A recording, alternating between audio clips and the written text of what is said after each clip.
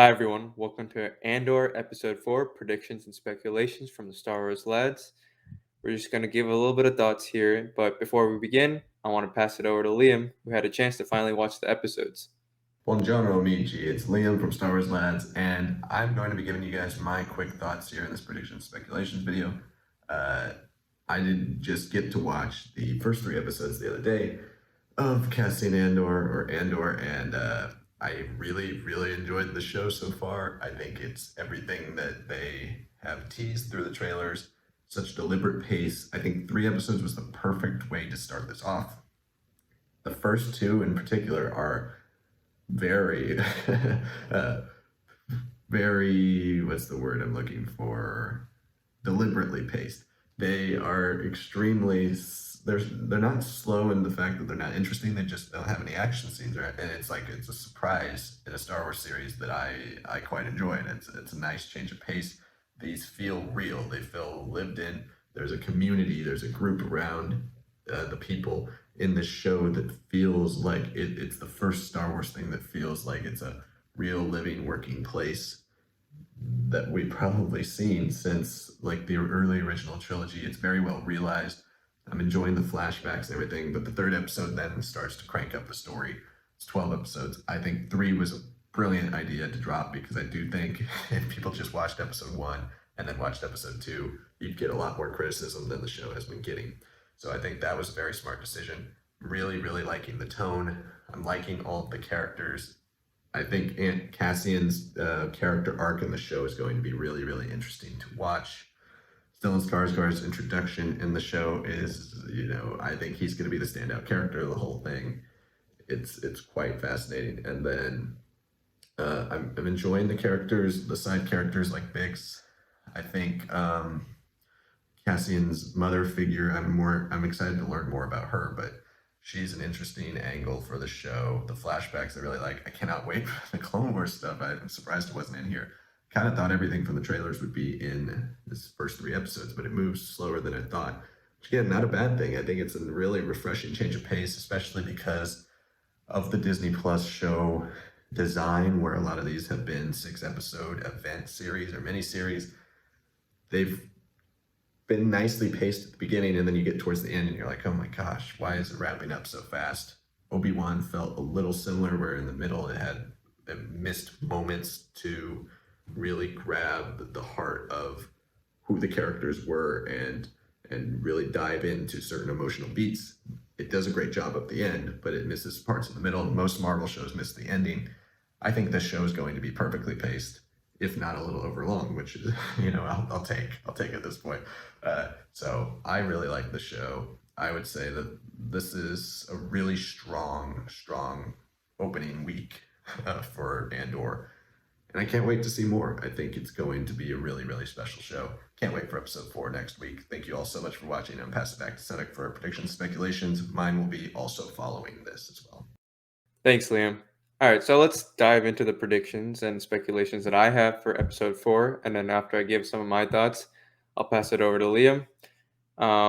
It's not really a show so far that has threads that are like immediately need to be addressed. I would say if you look at these first three episodes as like a sort of origin movie within this prequel show set before the prequel to the first ever Star Wars film, we've gotten everything we need to know about the origin of Cassian, his life, and what like kind of put him on this path with the rebellion or working with rebel cells and other people, and why he's been recruited. It's pretty clear it's because he's able to get in and out of Imperial facilities, and even though we don't see how he gets the Star Path device, it's pretty impressive, because if you look at Star Wars Legends and I Jedi, that's the only other time that the Star Path is mentioned, and it's used as a navigation device on a Star Destroyer by Booster Tarek, which is pretty impressive.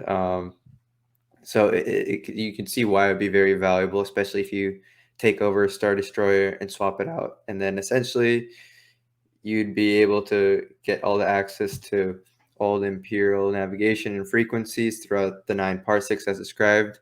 But it also seems like it'll be a clean slate where they won't be able to recognize you necessarily. which I mean, that's you can see why it's very valuable, why Cassian had to get off the planet even without all the Morlana 1 distractions going on. And we also see that obviously he can be a cold-blooded killer. He didn't mean to kill that first guy on Morlana 1, but the second guy, even if he does have a lot more hesitation and all that, he still afterwards he does kill him almost immediately, and then he feels the effects of it and just starts running. So I can see why Luthen, especially being able to find out all these things before even landing on the planet, would see him as a very valuable asset already. So moving forward, it feels like we have to have this immediate discussion between them, like, who are you really? Um, I could see this next episode being a lot more focused on Luthen and what he tells Cassian about himself. I think just the genre and the tone of this show, we can also see a lot more gray area when it comes to what is said by characters and what is actually shown. Because, for example, when you look at the Cassian flashbacks to when he's younger, and Marva, when she arrives on the planet with the Rex ship, crew members, I don't know if they're humans or if they're yellow humanoids, they have the separatist symbol, but she calls them Republic officers or Republic workers, which is pretty deliberate there. It seems like we're going to get a lot of that separatist perspective, but we're also seeing how the warfare of the Clone Wars was a lot less good one side versus the other. Seems like a lot more saboteur, a lot of backstabbing, a lot of tricking each other was happening, and the separatists who are supposedly the bad guys are privy to a lot of the more messed up things, a lot more of like the very great things that the Republic does for their war effort. So I could see going back into the present day, Luthen telling Cassian, "I'm so and so. I'm doing this and this. I work for the rebellion. Yada yada yada."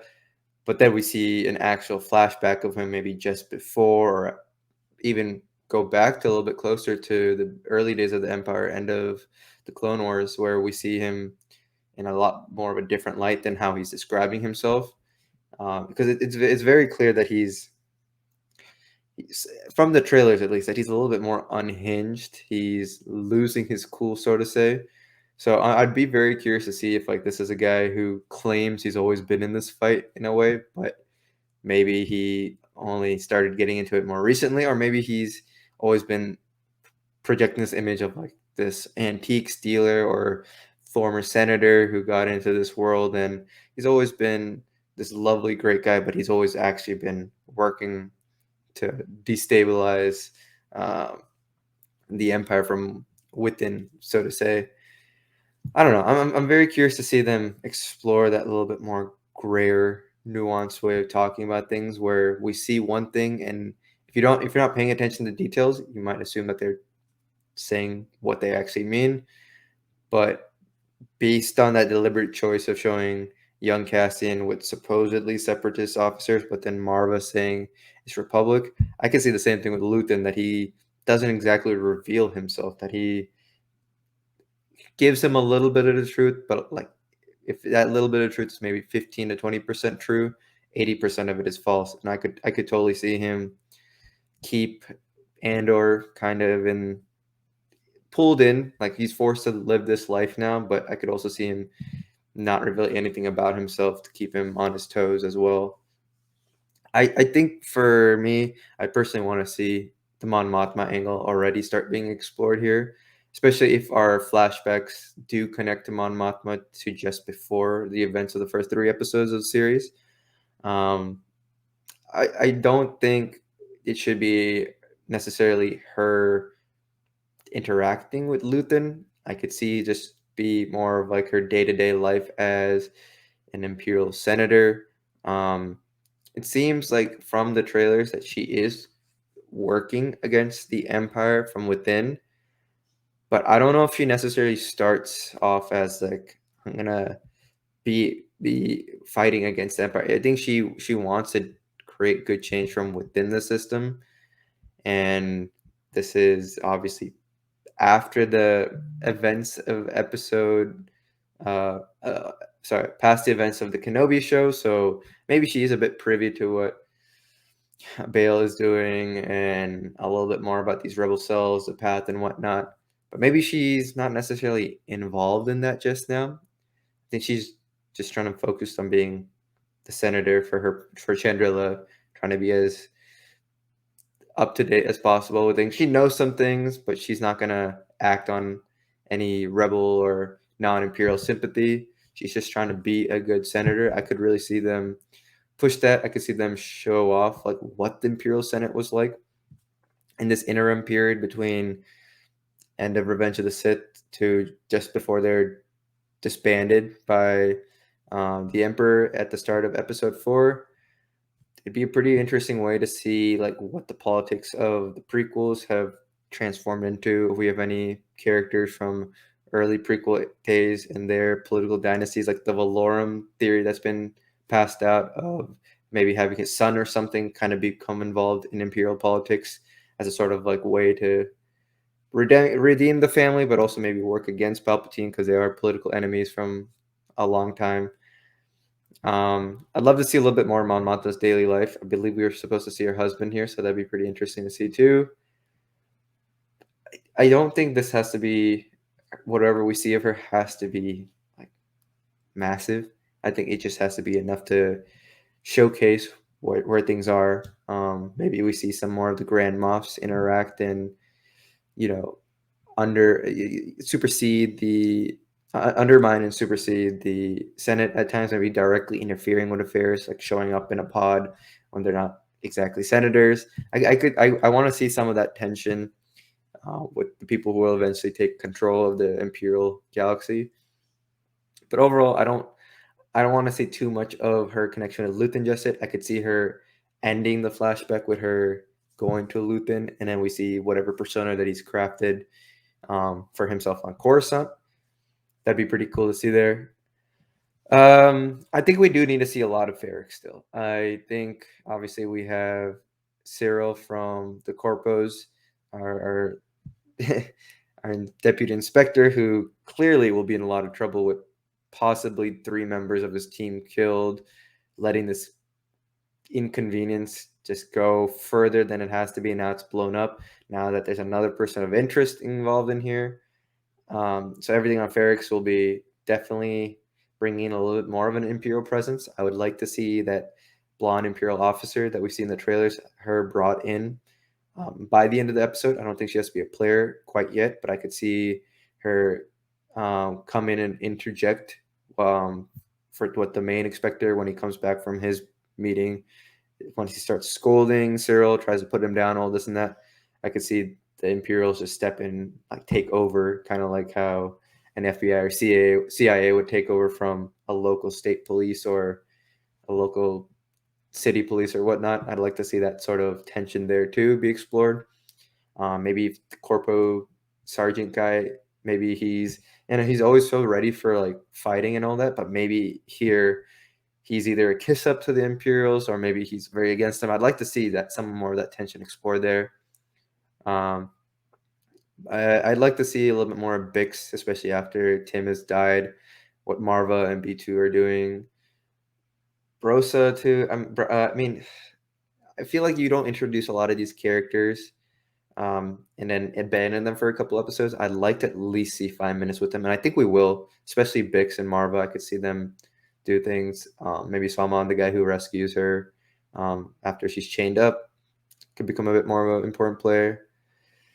It's interesting. I don't really know what Ferrix could do that like that plot line of itself. I feel like we'd have to have Cyril be coming back to the planet with Imperial, so then start getting the perspectives that I've been talking about with Bix and all that. But again, I don't know how much time will be in like a 35 to 40 minute episode if you're if I want to see Mon Mothma, if I want to see what's going with Luthen and his own flashbacks, Cassian and possibly his own flashbacks. Yeah, I'm not sure quite clear on what's going on there.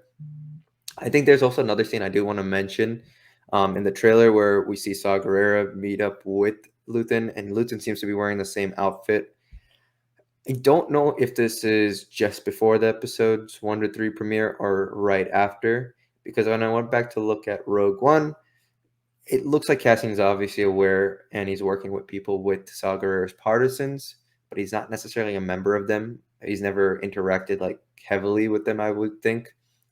I don't think he's necessarily not rebellion intelligence yet, so he's not squeaky clean by rebellion standards yet. I think he's definitely going to play a little bit more of a muddled affairs with Luthen Rail, but I could see Luthen try to smuggle back Cassian to Ferrix as maybe a future mission.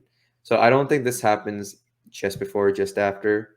I could see maybe Luthen leave Cassian on the ship and start this preparations for eventually getting Cassian back. But I think sending him back to Ferrix at this point in time when he's not trained or equipped yet to be that full-time assassin saboteur is a little too risky. So maybe this scene that we see with them, even though he's wearing the same clothes, maybe that's like a more of like an episode 6 or 7 once we really return to Ferrix. And at that point, the Imperials have totally taken over the planet. Cassian has a shave off his beard, and so on and so forth. But yeah, I think those are all my predictions here. I will pass it over to Liam. He has his own thoughts too, and I think we're on similar pages too. So yeah, passing it over to him right now. All right, so now for my predictions and speculations. I think the show, it hasn't given us enough of like a cliffhanger to really speculate on something major happening in this next episode. So we can go off of trailers, we can go off of things shown. I think because the first 3 episodes are pretty Cassian heavy and also heavy with building the characters around Cassian's life, I do think next episode will be a Mon Mothma episode. I think it could be heavily her and how Luthen Rael ties into the Senate. What's his role in the Senate? Who does he represent? Why is he so disgruntled? I think instead of flashbacks about Cassian, because now we've seen how Cassian ended up with his adopted mother, I think now we're probably going to go back and have flashbacks for Luthen and see how he ends up in the spot we see him in episode 3.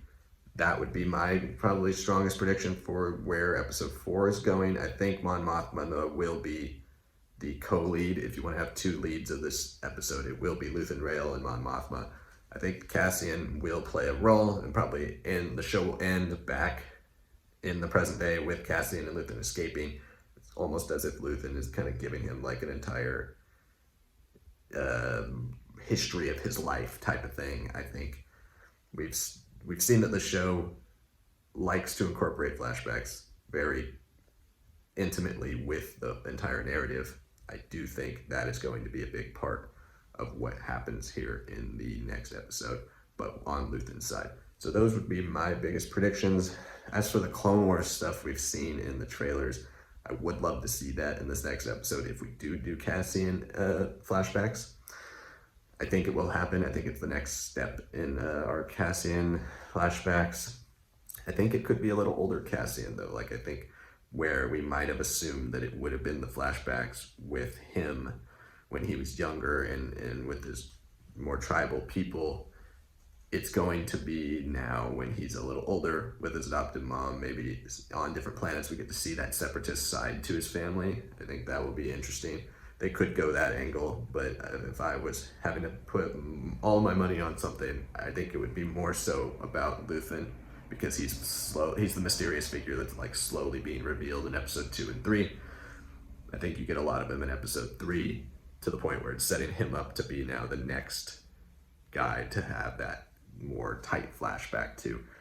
And Cassian's little flashback has kind of ended its arc, so to say. So if this is all Luthen episode, the next one will probably be Cassian and some of the Clone Wars stuff and why he hates the Empire/Republic so much, and why his mom also hates the Empire Republic.